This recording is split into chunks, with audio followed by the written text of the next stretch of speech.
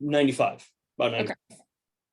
So if we say the EAR, it means half the population shouldn't have anything showing up for a inadequate intake, but half the population is probably going to pop with some issues. Okay. It's a good question. You are not the only person that had that question. So it's all good. So chapter 3 is all about energy production. A lot of this should hopefully be review, because it turns out I'm pretty sure every single one of you has had XPhys. And the one that's in XPhys, we've already covered energy production. So we're just going to get a little bit more granular about certain components, specifically how we're freeing up nutrients. So we are only going to produce as much energy in the cell as the cell needs. So why do we need to create energy in the cell? Why are we doing that?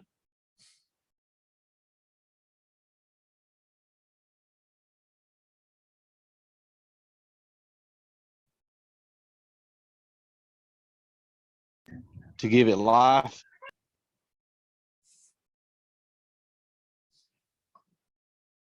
I like that. I like that. And then we're going to need energy, yes, for physical activity. So that's going to require us to create more.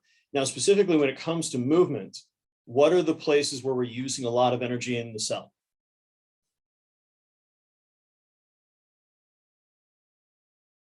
Where are we actually utilizing that energy? Specifically, where are we utilizing ATP?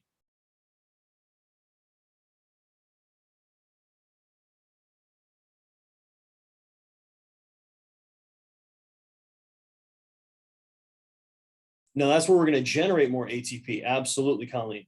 But where are we actually breaking that ATP down? Where do we actually need the energy? Yes. In the muscles, what part of the muscle?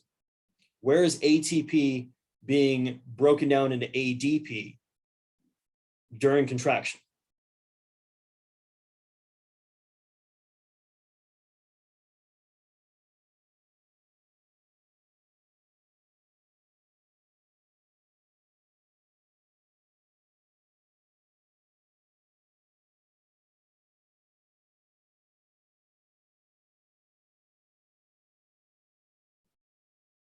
Yes, it's going to happen in the, well, specifically sarcoplasm, we're talking muscle, but where are we using ATP?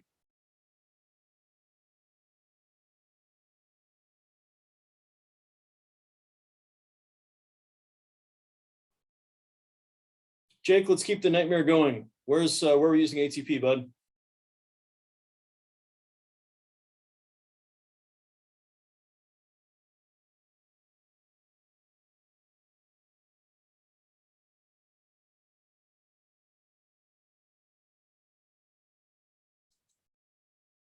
Okay.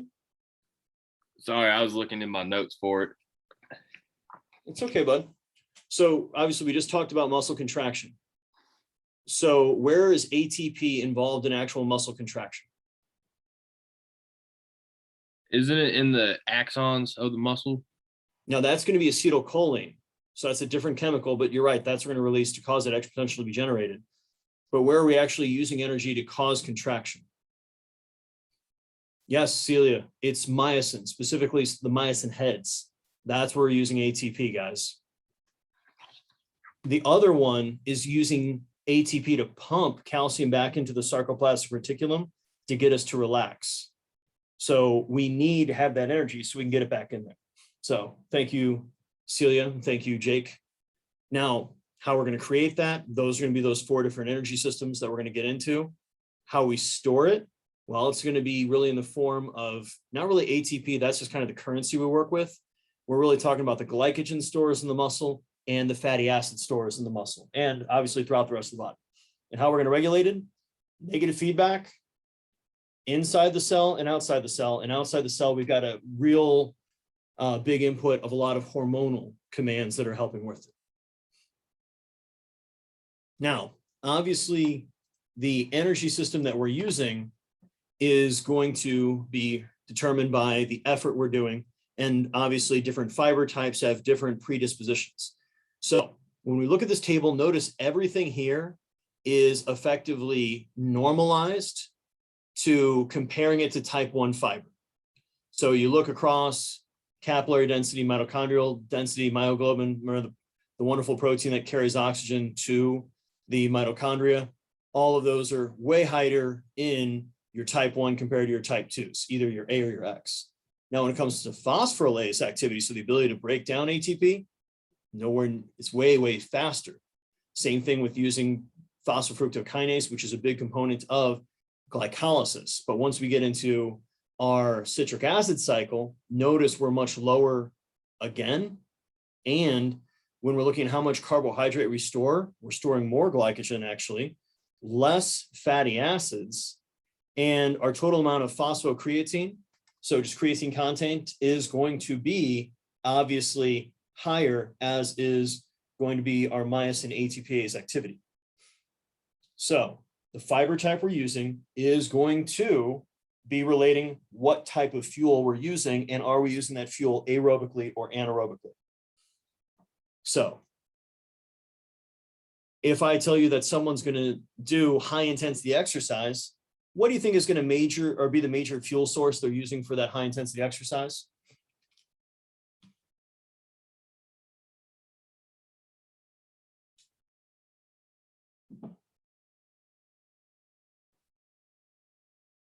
Yeah, it's going to be our glycogen stores, but you're right, we're going to be tapping into that ATP phosphocreatine as well.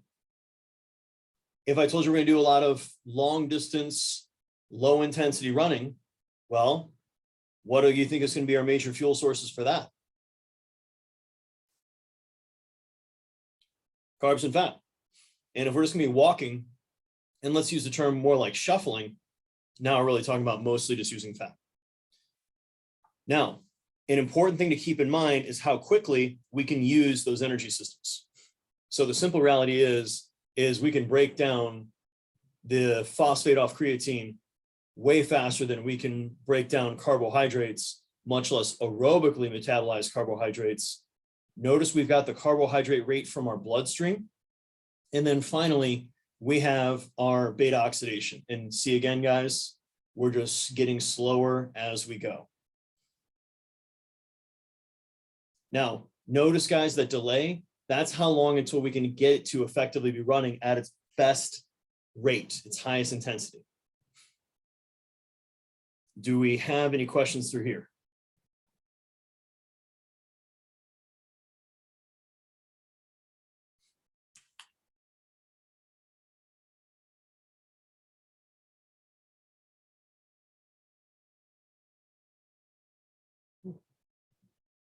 Now, you guys hopefully remember from XPhys, when we're talking about the intraconversion of different nutrients and the speed at which we're going to be breaking down each of them, depending on the parts of the body, or sorry, the different energy systems we're going to be using. So amino acids are interesting. So when we take in those proteins, they're broken down into their simple components. Carbohydrates are going to be broken down into glucose and or stored as glycogen. And then fats are broken down into the fatty acids and then a free glycerol. The glycerol is the part that can go into glycolysis. The fatty acids is what goes into beta oxidation. Now, notice it's a two-way street here. When we get to pyruvate, we've got some options, okay?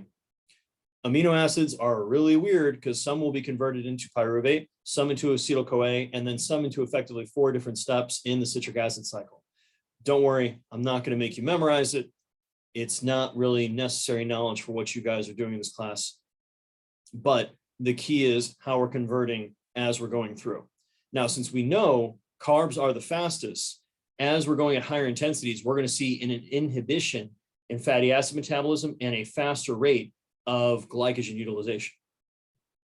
So when we're talking about utilizing anaerobic metabolism, okay, we're going to take that glucose in the bloodstream. We're going to also be utilizing what's available inside of the cell, stored as glycogen. So we're going to go from glucose 6-phosphate down to pyruvate, and then into lactate if we don't have enough oxygen, into acetyl-CoA if we do. Okay, that's when we're going to go into the tricarbolic acid cycle. Now, tricarboxylic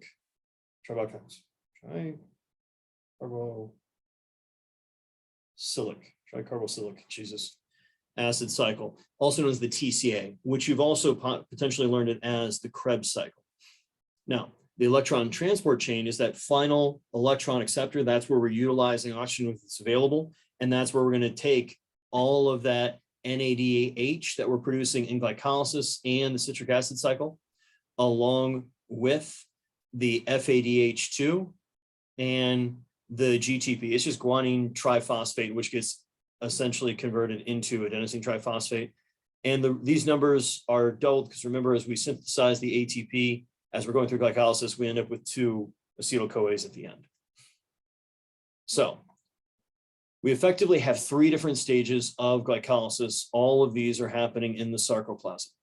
We've got the activation, and that's where we're going to be phosphorylating it. So taking glucose, phosphorylating the G6P, phosphorylating it again from fructose 6-phosphate into fructose 1,6-bisphosphate. We then are going to cleave it, so it's going to be now into 2. We're going to convert, so no matter what, we've got glyceraldehyde 3-phosphate, and then in turn, keep breaking it down, generating 2 ATP as we go until we now have 2 pyruvate, and then depending on oxygen availability, that's where we're going to be converting into lactate, or we're going to be converting into acetyl-CoA.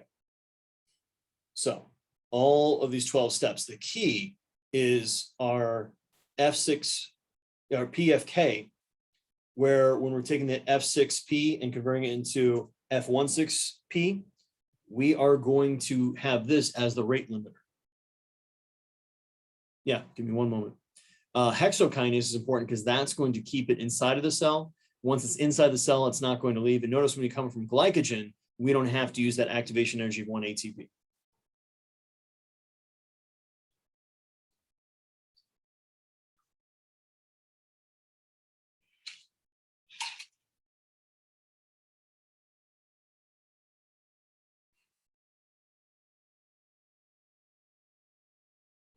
Good. Now, beta oxidation is going to occur when we're breaking down fats, okay? The first thing we need to do is break down those fatty stores, and that's going to be what's known as lipolysis. From there, we're going to drop it into the bloodstream and eventually take it up into the muscle. We're going to talk about how it travels through the bloodstream in a few moments. Now, finally, we're going to break it down inside of the mitochondria through beta oxidation, and we're going to yield a whole lot of energy because we're getting a lot of NADH and FADH2 as we go through there. Now, notice these 5 hormones are going to cause the activation of hormone-sensitive lipase, which in turn is going to get us to break down those triglycerides into a glycerol and 3 fatty acids, which in turn we're going to drop it into the bloodstream. Now, we are going to, when we have huge amounts of lactate, not take and do as much fat metabolism as you'd suspect, because we're trying to utilize carbohydrates more effective, or we're effectively trying to use carbohydrates more so because that happens to be the bigger component.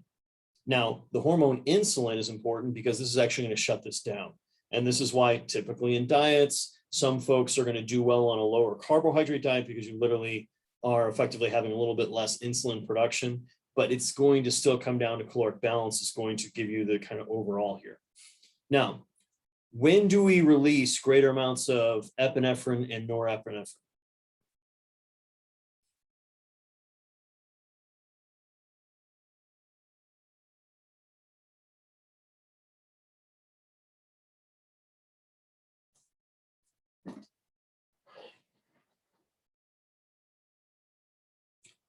Good. Under stress. So really when we're working out, when are we going to release glucagon? Technically, we can say under stress for all of these, so try to be a little bit more granular.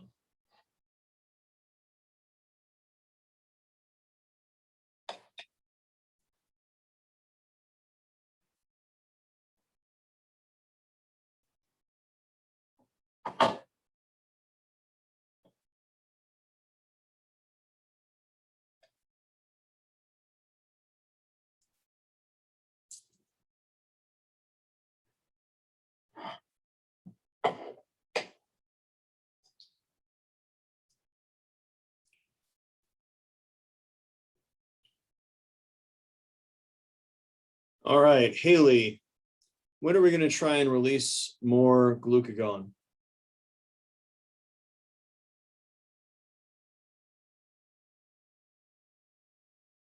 Absolutely. When your blood glucose levels are low. Good. So that can be from hard exercise or just not having eaten for a while, which makes sense. We want to free up more fatty acids. We have that as a fuel available. When are we going to release more cortisol, guys?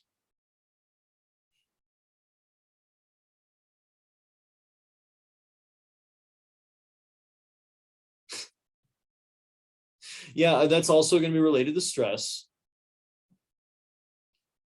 When levels of what are too high? Cortisol is going to be released also when we're exercising. It's just something that's going to make more fuel available in general. No, you're not going to release more cortisol whenever you've got higher amounts of carbohydrates. Actually, in reality, you'll probably have lower cortisol whenever you've got higher amounts of carbohydrates. Your body's like, we're well fed, we're good. And then growth hormone, obviously, is just a component of, part of life. High intensity exercise is going to cause that to be released a bit more. That's also part of the mechanism. Whenever people hit growth spurts, they can kind of lean out a little bit just because their body is releasing more growth hormone at that time. So what we have here, guys, is effectively how we transport fatty acids into the mitochondria. And this is actually going to be more the rate limiter on how quickly we can do things, because we saw how slow that energy production is compared to everything else that the body is going to utilize aerobically for energy. So the fatty acid is going to bind to carnitine, which is going to seem familiar to you guys because you've probably seen it show up in a number of different supplements that have been marketed to you at one point or another. And this carnitine molecule over here is going to bind to that fatty acid. So the R group is essentially that is going to be the actual like fatty acid chain that we talked about a little bit in previous lectures. And then once it gets into the cell, it's going to go ahead and free it up and keep cycling on through the CAT1, CAT2 transfer mechanism. So when it comes to using fats as fuels, are going to be what's from our fat tissue itself and then from inside of our muscles. So they're going to be transported, okay, in the blood via what's known as the CD36 fatty acid transporter. So that's where you see this mechanism here. Now, in the bloodstream, a certain amount of fatty acids are just going to be free floating, but a number are going to be bound up to a protein in your blood known as albumin, which is really important for osmolarity levels. And from there, that's when we're going to have that carnitine transfer to get it into our mitochondria and utilize that for energy. And when we're going through beta oxidation, we're only going to be breaking down 2 carbohydrates at a time so that we're getting an acetyl-CoA, which then in turn, after beta oxidation, is going to go through the citric acid cycle. So visiting that flow chart again, but now parsing between the locations. So we can see our basic metabolism protein is going to occur both in the cytosol and the mitochondria. Glycolysis is completely in the sarcoplasm, cytosol, and beta oxidation, notice, is completely inside the mitochondria, as is the citric acid cycle and the electron transport chain. Now, why does that matter? Why do we even need to bother with pointing out the fact of what metabolism happens in the sarcoplasm and what metabolism happens in the mitochondria?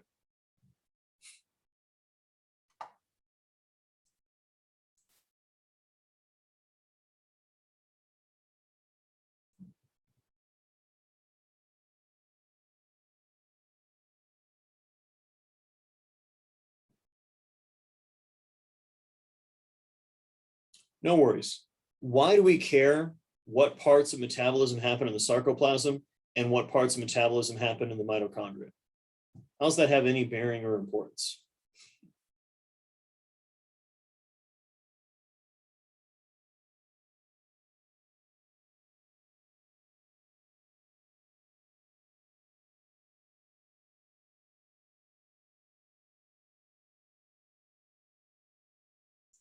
It is going to relate to how much ATP is produced. Not so much, Cass, as far as the energy system you use, but it's think of it more along the lines of the speed of which that production is going to occur. So if we go all the way back to our earlier slide looking at that production, notice the fastest 2 happen in the sarcoplasm. As soon as we have to go into the mitochondria, look at how much slower our energy production is. One, it has to go further. Two, it's got much more metabolic steps it needs to go through.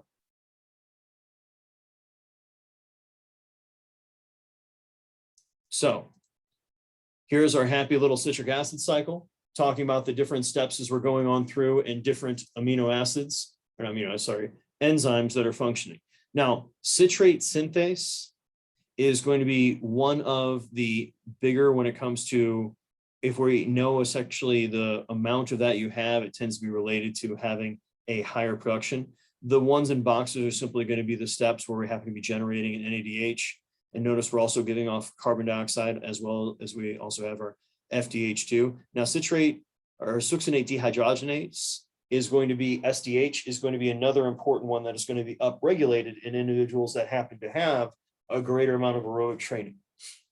Now, after we've had this occur, we're going to now feed all of that NADH and FADH2 into the electron transport chain. And that's going to be by pumping protons into this inner membrane space as opposed to the matrix. And then that essential gradient that's being created, that's where we're going to finally have the final electron acceptor being essentially oxygen. That's why you see oxygen being used and being turned into water. And ADP and a phosphate is going to be resynthesized into ATP. And notice we're going to swap that out from the in and outside of the cell. So we keep this going for effectively whatever or however long we need to with energy production.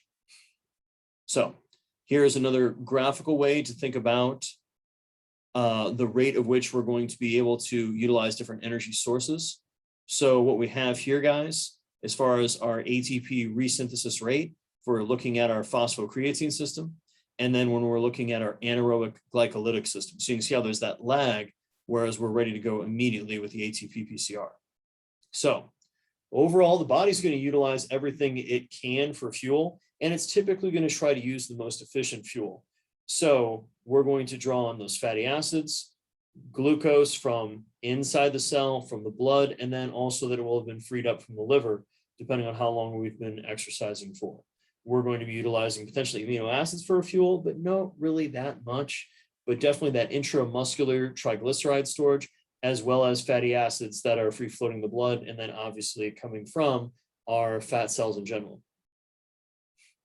So when it comes to exercise, we're going to have different causes of fatigue from high intensity exercise as opposed to fatigue from long duration exercise. What do you think are going to be the different factors in why we get fatigue from high intensity exercise?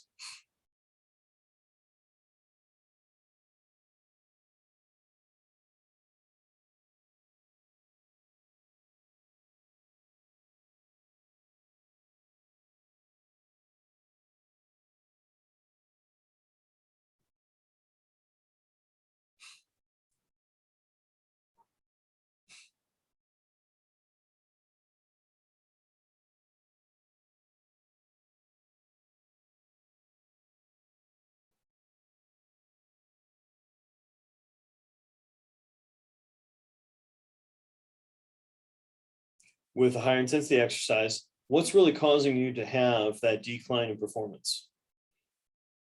Now, yes, it's not so much lactate. Lactate's a fuel. We can utilize that for energy. That's not the problem.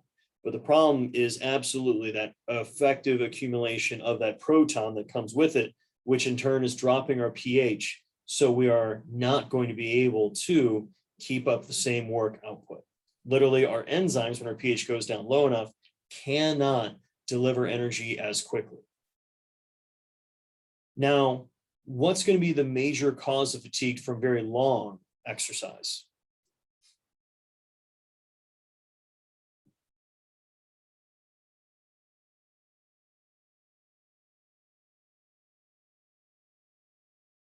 Potentially our glycogen stores depleted, potentially very low blood glucose levels from depleting our liver glycogen and our blood glucose levels, and then potentially even depleting our intramuscular fatty acid stores, which would be pretty damn impressive because you would have to go for such a long duration for that to occur.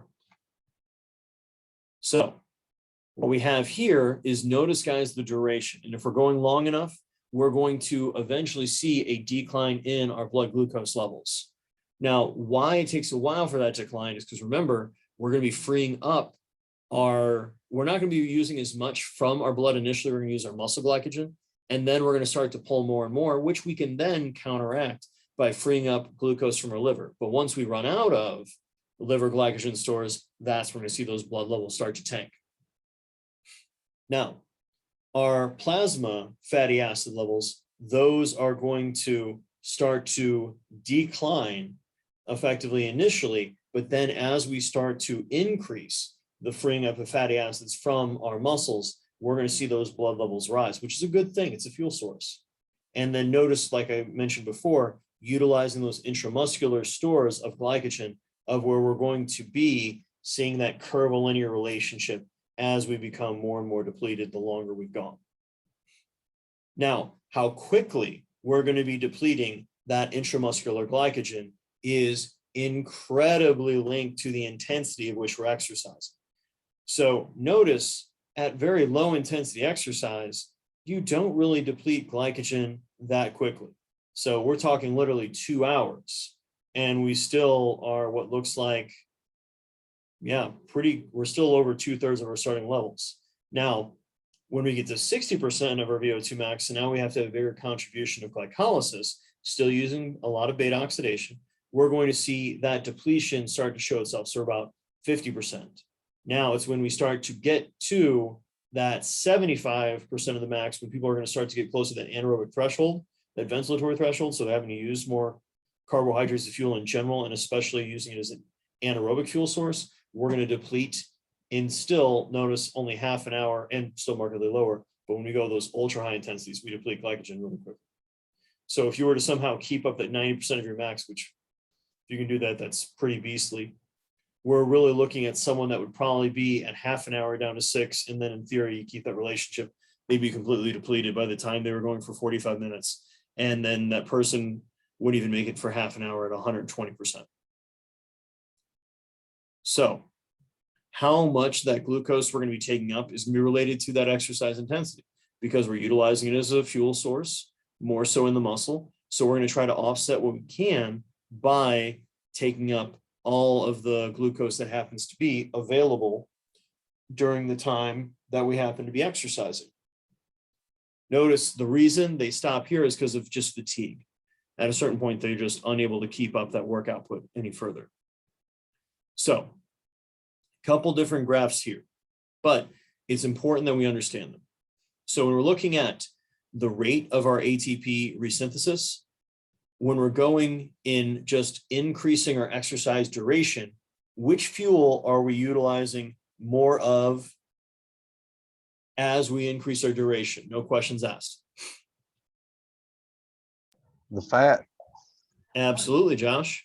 And then what are we utilizing for less fuel production?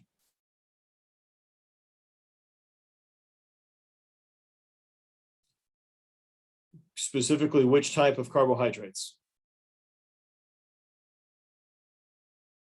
Yeah, the blood glucose. Or sorry, my apologies. The muscle glycogen. Thank you. You guys are correct.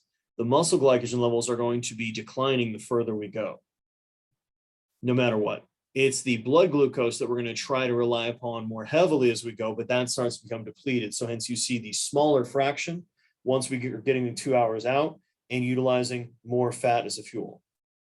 Now, when it comes to that energy actual expenditure, we can see when we're at rest, the vast majority of our energy production is coming from fatty acid. A little bit from plasma glucose, a little bit from triglycerides in the muscle, and then a little bit from muscle glycogen. As we increase our exercise intensity, we see we're utilizing far less blood lipid, but we're going to be utilizing more blood glucose, intramuscular fatty acids, and then glycogen. And as we increase that exercise intensity even more, we can see how really the gain in energy production is coming from muscle glycogen, which should characterize a little bit more to you guys the importance of having adequate amounts of intramuscular glycogen levels whenever we happen to be doing metabolic work specifically things that are going to involve higher intensities. We're working more aerobically. Now, what we have over here is the relationship between the speed that we're running. So you can see how we're also going higher to our VO2 max and the fuel source we're utilizing more heavily. So you can see this line is the energy production, okay? We're going to start off utilizing mostly fat metabolism. As we increase our exercise intensity, we're going to see a massive gain in glycogen utilized for energy, a decrease in fatty acids utilized for energy, and a general continual uptick in relying on blood glucose for energy production. So,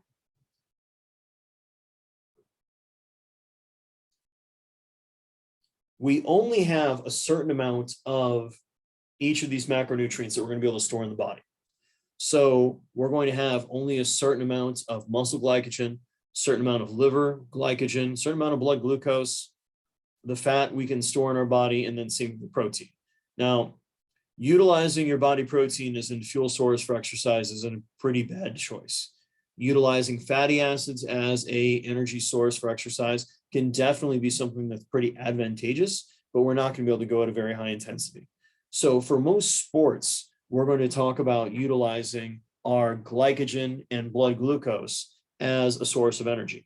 So if we're looking at the total exercise time in minutes, what sports in theory, if you start off with very robust amounts of glycogen, should you have more than enough energy to get through a full game? Baseball. Yep. What else, guys?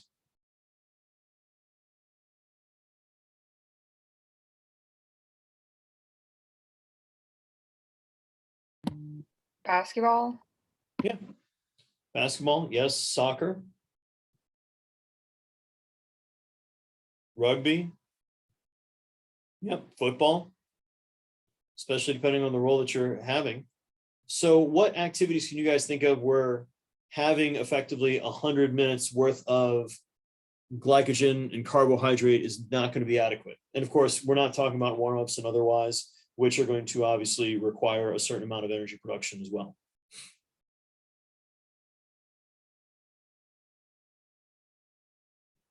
You know, Haley, tennis, if you're playing a really, really long match and you're having a hard time finally ever getting the game point, marathon running, triathlons, absolutely, guys.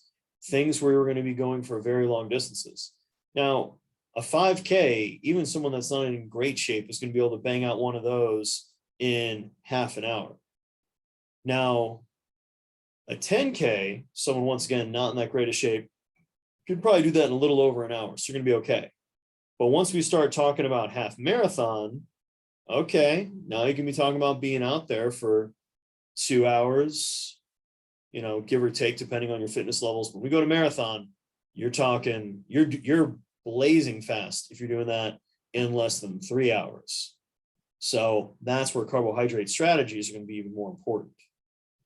Now, we're going to be regulating this energy production and specifically where it's coming from a variety of different negative feedback patterns. So the amount of ATP to ADP in the cell, the amount of free phosphate, the amount of AMP, and the amount of calcium that happens to be in the sarcoplasm. Because think about, there's a lot of calcium there when you happen to be exercising.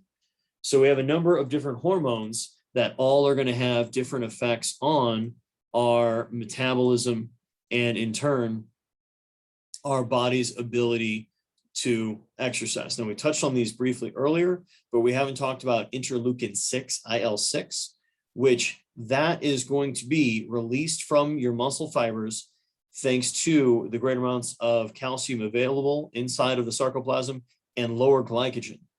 This tells our liver to break down more carbohydrates as fuel, our fat cells to break down more fats for energy source, and tells our body to produce more cortisol. And then if you think back, go up to cortisol from the adrenal cortex, now we're going to have essentially this stress that's going to tell us to break down protein and create more carbohydrates along with breaking down fatty acids. And you see how they kind of flow together. So IL-6 is what's known as a cytokine. It's an inflammatory body. Now, different hormones are going to obviously have different effects on our energy production, like we talked about briefly a moment ago. Okay, as far as intracellular factors, that is what we talked about with the calcium levels. We're talking about with ATP, ADP ratios, and phosphate availability. Now, as we train, we're going to find that we become better, specifically at the energy systems that we're utilizing the most. And then obviously that's related on how we're fueling our body as well. So it's important that we're keeping in mind our specificity of our energy system use whenever we're training our athletes for either their practices or training them for their sport.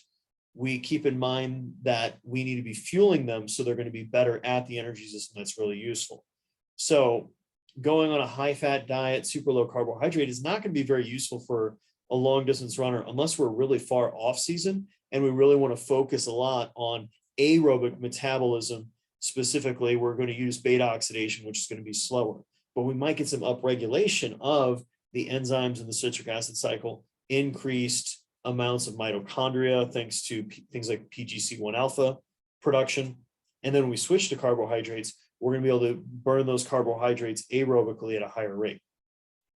So, same thing, just realizing now in a happy little sign, but we're going to take a moment and have you guys look into a couple different hormones in groups together. So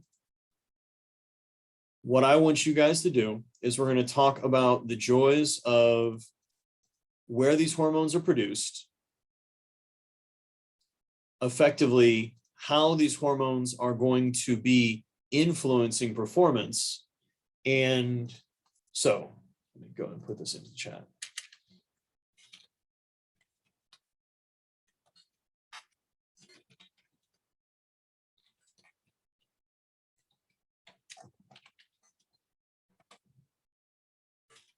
So group one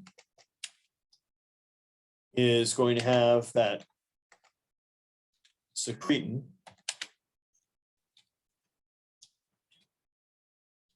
Group two has what's known as gastrin. Group three is going to have cholecystokinin.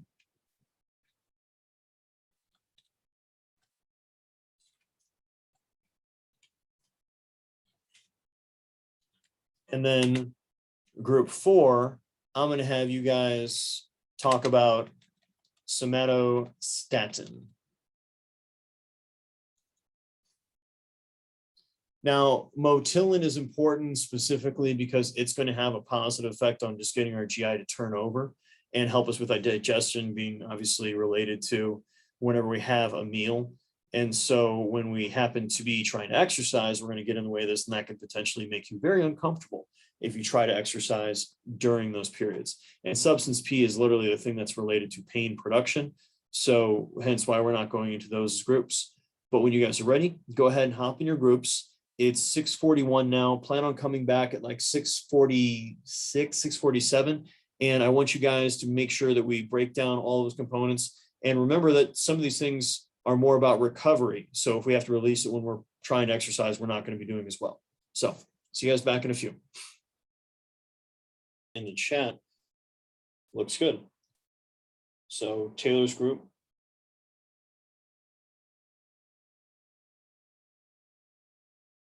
Glad you picked up on the part on the neurological part and how that actually is going to help a little bit with actually getting the mind to function. Yeah, secretin is more about just general digestion, but think about what would be its potential effects in that now we're causing a greater demand on the stomach, which in turn is going to have a greater metabolic demand, which is going to be bad if you're trying to exercise. Hence one of the reasons why when you're exercising, eating is not your friend.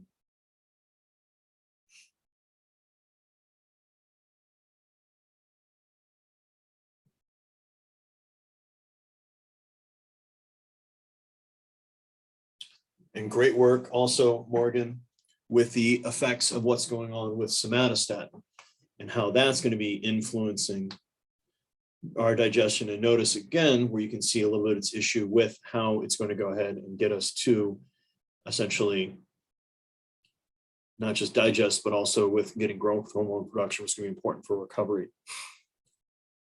Okay, so where is my gastrin group? Where are you guys hiding? I was just gonna say it just so I didn't have to type it. So gastrin is produced in the G cells in the stomach lining.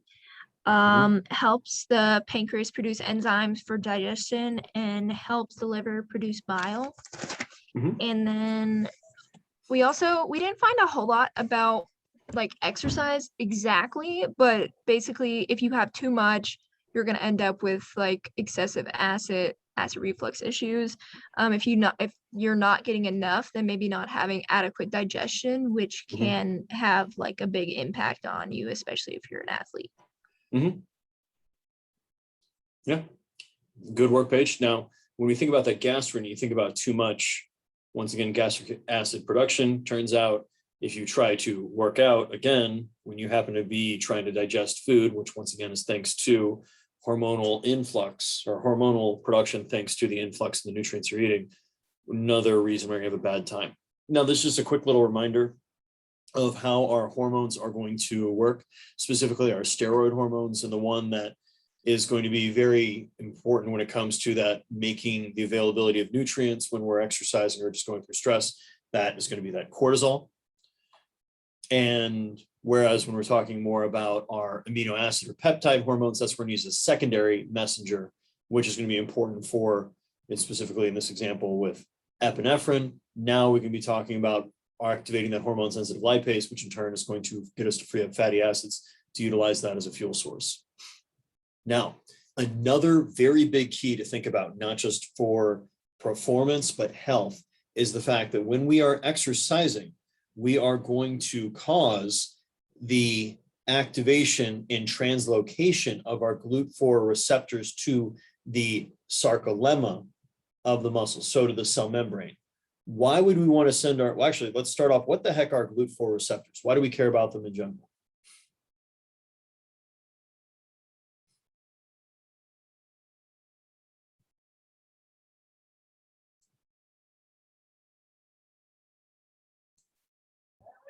It's an insulin regulated glucose transporter found primarily in the adipose tissue.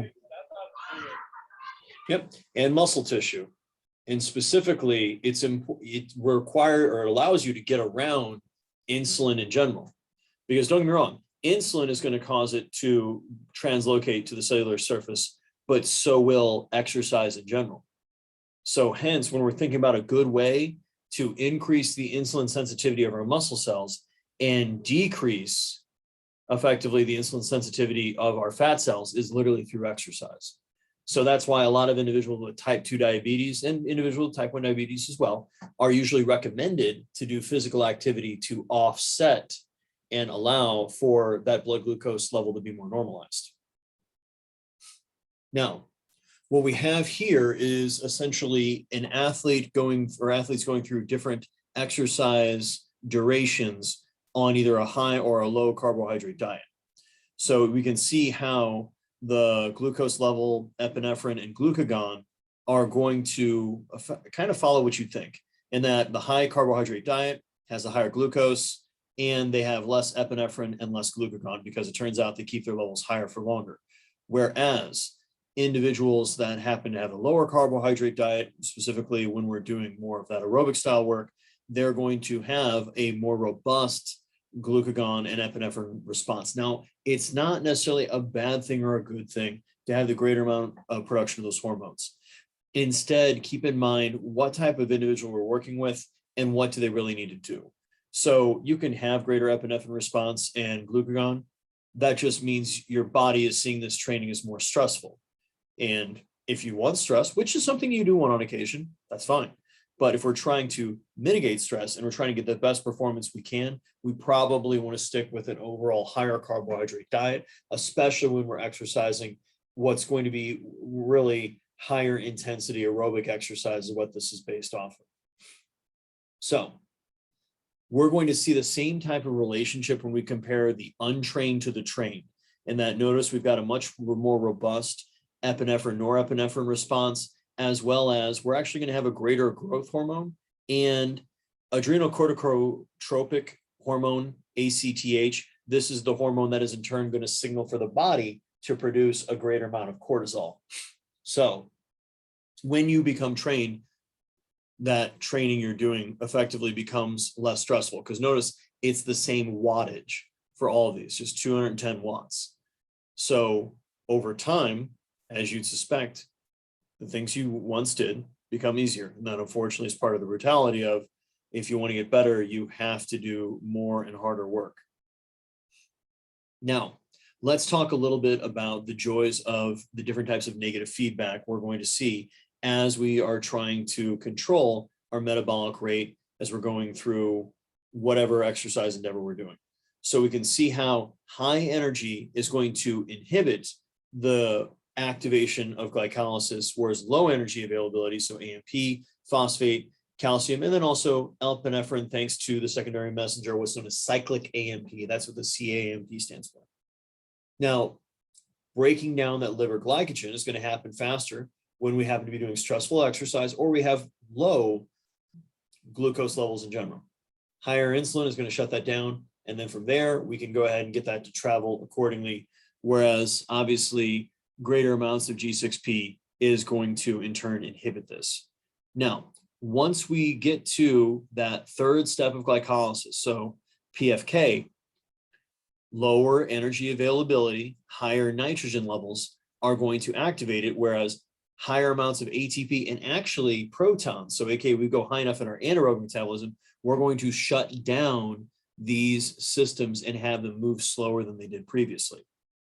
Now, once we're getting into converting and going the citric acid cycle, lower energy availability, and now looking at NADH and acetyl-CoA, we're going to get that to essentially feed in faster. Whereas we have greater amounts of ATP and NADH, we're going to see the antithesis.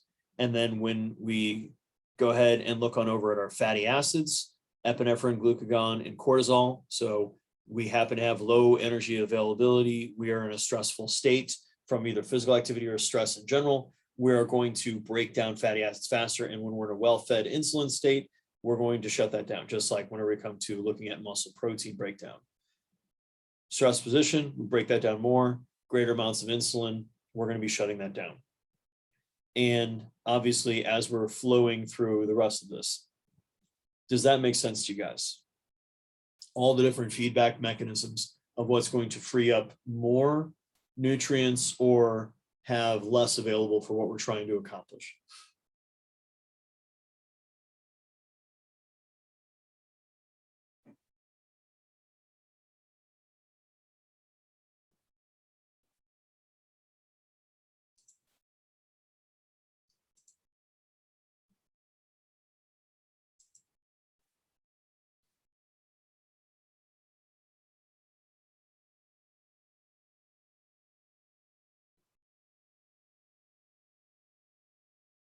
Does that make sense? And you guys need me to talk through parts of that again?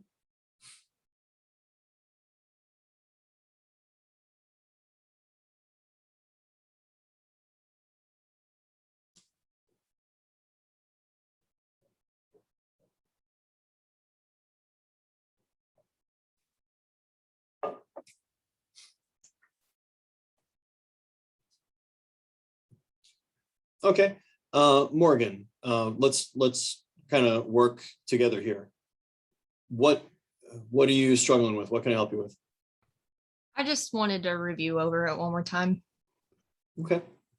Well, let's sit. Oh no, you don't get to hide behind mute. We're going to talk together. No. Yeah, you're the one that wants it, so let's make it happen.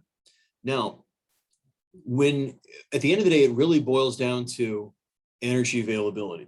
When we happen to have lower energy availability, that's when we're going to typically be up-regulating the steps of different points of energy production. Now, this can be through hormones that are released due to stress and obviously lower energy availability, or this can be due to wonderful, not necessarily final products of different metabolic processes. So AMP is what we're going to get once we've broken down ATP and ADP and then taken another phosphate. So it's down to adenosine monophosphate. We're going to have a lot of free phosphates. So that's why you see the PI. Calcium is going to be really important for that muscle contraction. So that also happens to be higher availability, because remember, all of the enzymes related to glycolysis are happening in the sarcoplasm. And then epinephrine, the hormone, creates a secondary messenger, which is known as cyclic AMP. Now, you can obviously see with ATP, it's going to have its inhibiting effect. With phosphofructokinase, PFK, that's what's fascinating, because it's not just ATP, but it's higher hydrogen levels. So, okay, when pH gets to be too low, because we've got so much hydrogen, we're actually going to be shutting down any further glycolysis.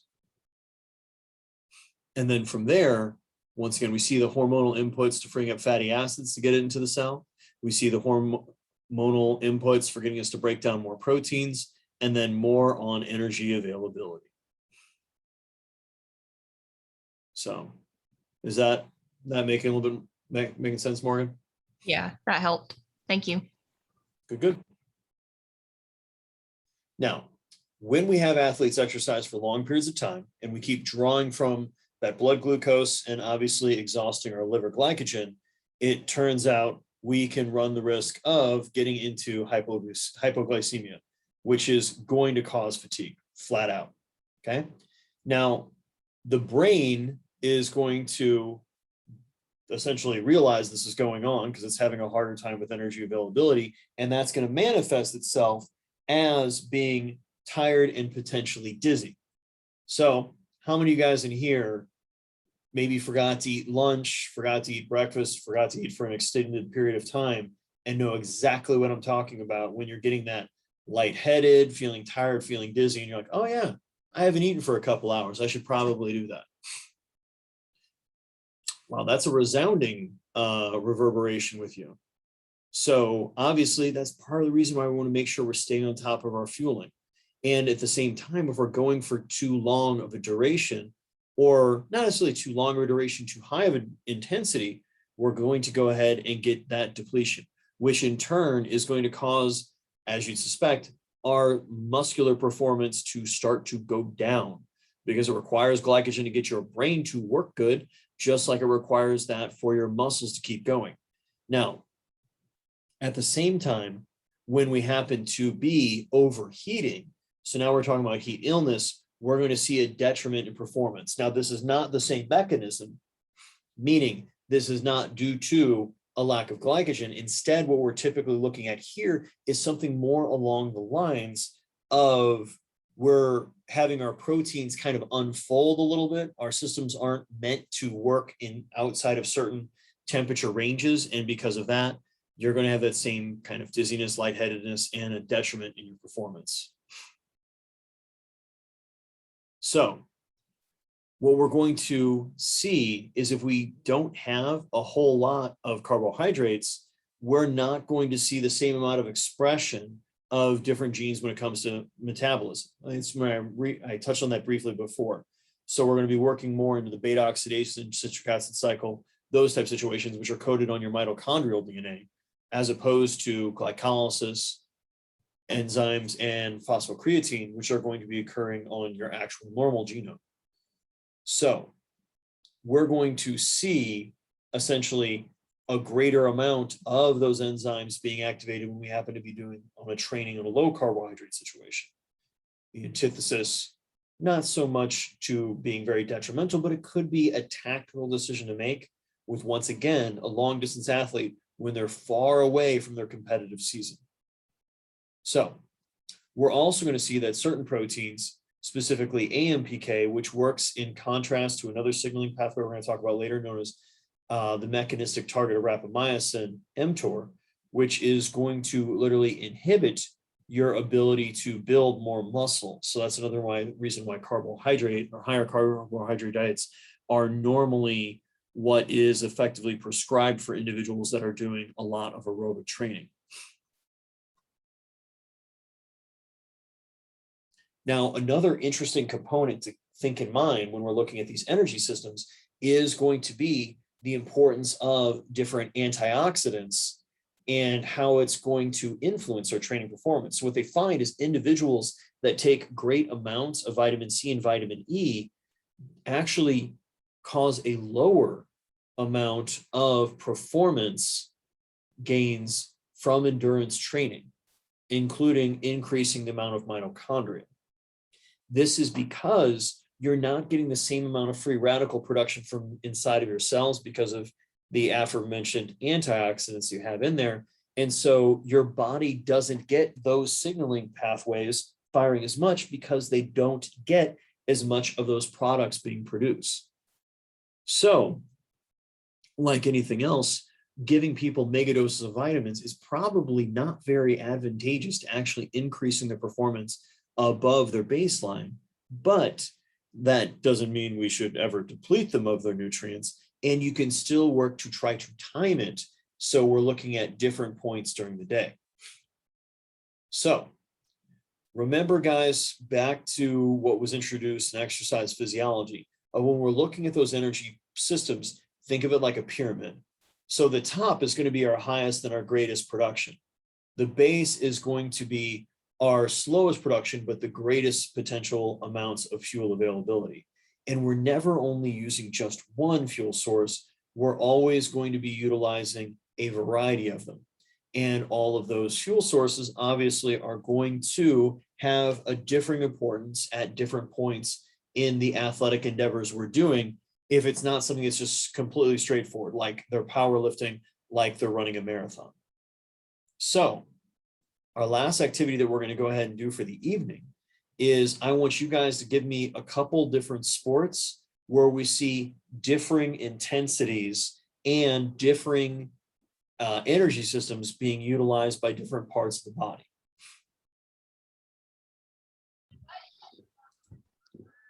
Competitive CrossFit. All right.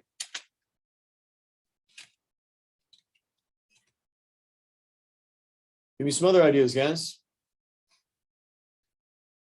We've got a couple groups. Each group's going to need one.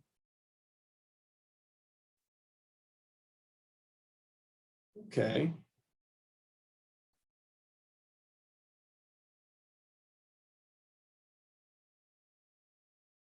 Okay, so we got a couple different options here. So we're going to go, and it's not that I don't like certain people's choices.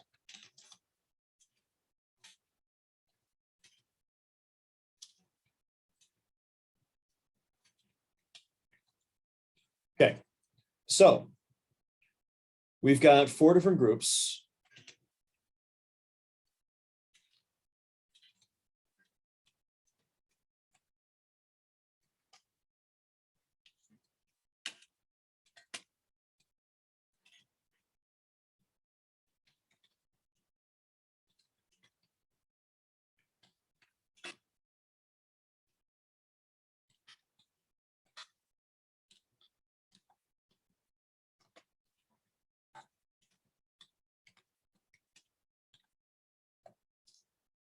Okay, so group 1 is CrossFit, group 2 is going to be looking at basketball, group 3 is going to look at football, and group 4 is going to look at soccer.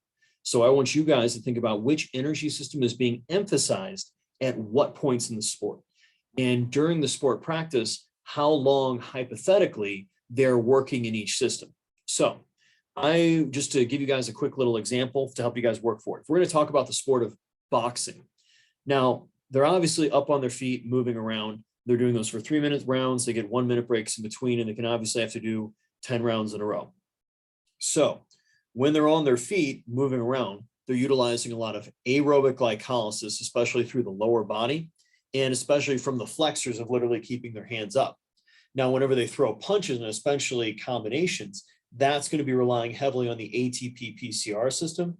Not that they're not going to dip into the anaerobic glycolytic, but it's going to be mostly something that happens in less than 10 seconds. So hence the ATP PCR system. So that ATP that's now been used has to be regenerated again by the aerobic glycolytic system. And then when they happen to be in between rounds, they're going to emphasize probably beta oxidation and more aerobic glycolysis to let the ATP levels and the lactate levels essentially be, shall we say, replenished for the ATP and removed for the lactate, specifically the proton. So bringing the blood pH back up and the muscle pH back up. Now, when someone is training for the sport of boxing, they're going to be doing miles of running and otherwise. That's working very much so aerobically, glycolytically, with obviously touching on anaerobic glycolytic and beta oxidation. But when they're doing a lot of boxing drills themselves, they're going to have a lot more anaerobic glycolysis components built in there, because obviously they're working out at typically a much higher intensity than hopefully what they're doing during their sport, as long as they happen to be pacing themselves. So that's what I'm looking for you guys to put together when it comes to your sport. And when it comes to CrossFit, what you guys can do is pull up kind of different types of essentially events that folks have done in the recent, CrossFit Games and otherwise, and figure out, okay, what are the energy systems in what parts of the body are being really emphasized here. So everybody feel ready to go back in the groups? Anyone have any questions before you guys head in there? And then it's 7:13. I think this is going to take a little bit for you guys, so don't plan on coming back until at least after 7:20.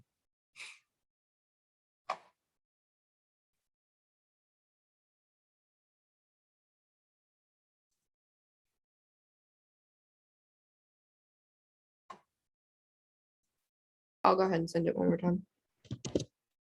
Yeah, Jordan's done it twice. There you go. I've only got it once from you. And then obviously Jake is a little sad. And then we're missing one other group's information.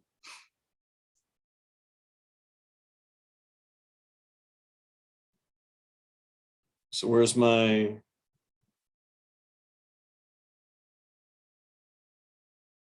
yeah, so where's basketball, where's soccer?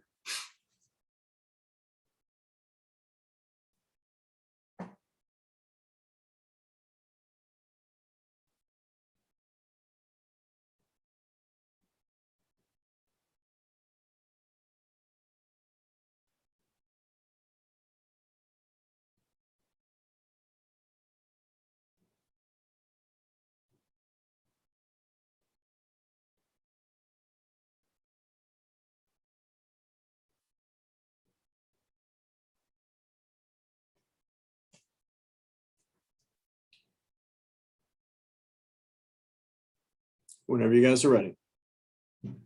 I can go ahead and talk about what we came up with for basketball. Go for it, Celia. So for, oh my gosh, what is the question? So we decided that for the most part, it's gonna be aerobic, because it's mostly just like jogging up and down the court. But for like quick bursts, like if you have to like sprint to defense or like jumping, whatever, it's gonna go more into anaerobic and then ATP PCR possibly. We decided that in practice that they would probably be mostly in aerobic if they're just like practicing like a game scenario, but if they're doing sprints and stuff, that it would go into anaerobic.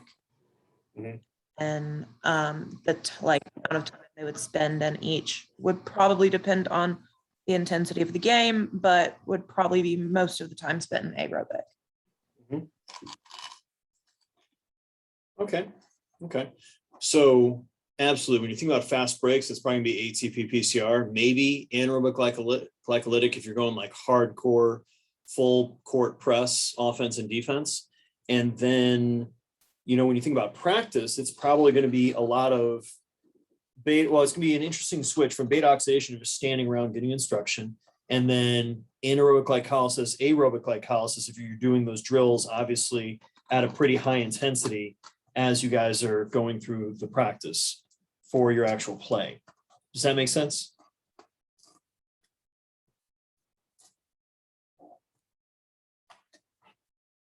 Okay. So then the CrossFit group, you guys got a decent start, but think about the wide variety of demands depending on the events. So that's why I said, take some of those events that they've done and then take a look at it. So depending on what event someone's doing, it could be an event that's effectively nothing but aerobic glycolysis because it's just an incredibly long event. So like if they're going to go do something like Murph, yes, there's definitely going to be some anaerobic glycolysis, but if they go that hard, they'll bonk. They have to have a greater aerobic base to keep up those exercise. Whereas if it's something like a Fran, that's brief and very high intensity, that is anaerobic glycolytic hell, and you're just living in it until you get it done. Whereas if you've got something like it's just build up to a 1RM, that's ATP PCR. So you need to think through, guys, which of those energy systems is really being emphasized depending on what event someone actually is trying to accomplish. Then for football, now remember ATP PCR is only going to last you about 5 seconds. So it's not going to go that long.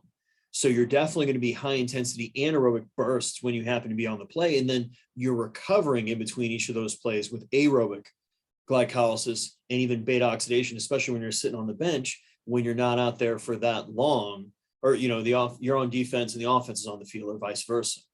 So think through those energy systems, think through when you're using them. When you're practicing, you're going to see potentially some more up-tempo practices that are going to be effectively more anaerobic glycolysis and aerobic glycolysis, as well as don't overlook the fact that with the training those athletes are going through, you might also have a team that does a no huddle offense. And because of that, that is going to be far more metabolically demanding than obviously your typical type of offensive scheme that athletes are going to run. So now, whenever you're ready, let's get our final group. Oh, sorry, to talk through, I'll give Jake a second more. When we're thinking about soccer, it's going to be AT-PCR anytime they're sprinting at the ball. Now, if you're a goalie, you should pretty much be doing ATP-PCR or beta oxidation because you're just standing around breathing. Now, if you're a midfielder, you're going to be running up and down the entire time. So you're living in aerobic glycolysis and maybe during certain higher intensity periods, doing some more anaerobic glycolysis. And obviously that ATP-PCR whenever you happen to be sprinting maximally. Now, practice is probably going to be more up tempo. So you're looking at everyone having more aerobic glycolysis along with, oh, okay, thank you. Anaerobic glycolysis components, depending on if you're doing like small sided games and otherwise that are naturally more high intensity than the sport would be. So, okay, cool. So does that make sense when we think our way through each of those energy systems and when we're really going to be emphasizing the one over the other?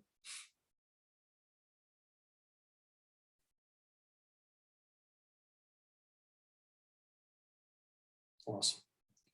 So if we know what someone's going to be utilizing, and we can get obviously pretty granular and look at actual energy production, so like how many calories they're doing in each of these systems, we get an idea of the needs, specifically of really, let's face it, carbohydrates for all of these endeavors that they happen to be doing. And remember, when it comes to that glycogen, we want to replenish it specifically because if we've got to practice a second time that day, or we've got a big practice or game the next day, we definitely need to make sure we're staying on top of things nutritionally. So we're going to be able to perform on a higher level. So any questions, comments, concerns about what we covered today? And then next week, obviously, we're going to be lecturing again, moving on forward.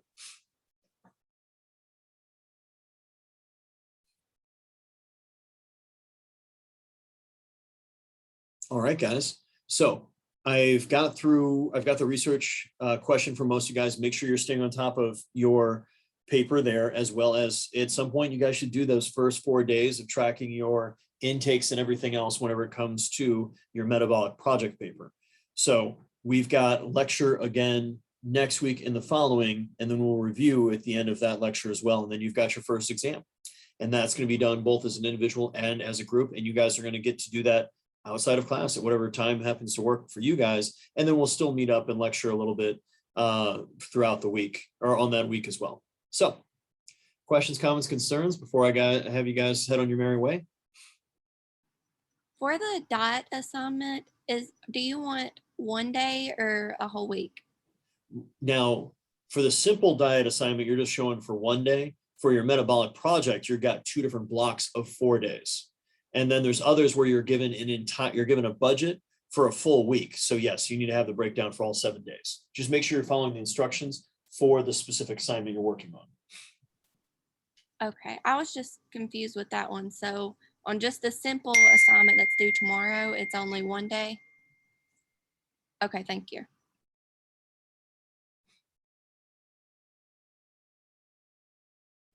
All right. So that being said, you guys have yourselves a great night. Stay safe out there, and I will see you guys next week. So, all right, guys. Bye-bye.